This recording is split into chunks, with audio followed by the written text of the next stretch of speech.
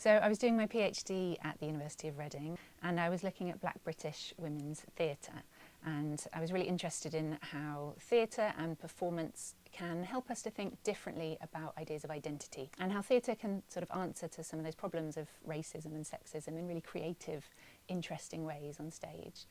And I read about a company called Theatre of Black Women, who were formed in 1982 and did some really interesting work, but because they were performing their productions in community venues like libraries and bookshops, there weren't any records of the work that they'd done. They weren't appearing in the archives, their scripts weren't published because their work was quite experimental. And so I had a bit of a dead end, how do I get to write about this company? And so I wrote to one of the founding members of the company, and she very warmly responded. I was really lucky to have a very positive response, and she invited me to her house to have a look at some of her personal archive and to do an interview with her. And that person I wrote to was Bernardine Evaristo. So Evaristo's work is changing the conversation around Black and African diasporic writing.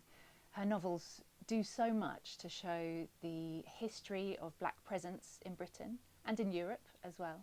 And I really want the University of Reading to be part of that. She shows the incredible mixedness of our national identity too, and I think that's such an important message, particularly in the political times that we live in. The University of Reading does have equality, diversity and inclusion as an area of strategic research importance, so I think it's great for us to have a writer on campus who has done so much work in that area. The symposium is part of a series of events which is related to a series of books published by the publisher Routledge, and that series is called Contemporary Writers, Critical Essays, and it's edited by Professor Sarah Dillon at the University of Cambridge. And when I proposed the idea of having a conference on Bernardine Evaristo, she was absolutely delighted and said that Evaristo had been on her wish list for quite some time.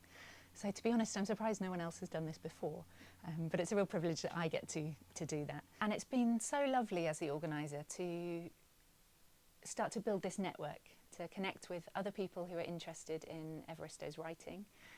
She's a great writer, and she seems to gather to her material people who are lovely and very interested in the work that she's doing, and who bring that ability to think deeply and critically and creatively about it. So I'm really looking forward to hearing those papers and seeing what conversations emerge in the questions and discussion after the talks too.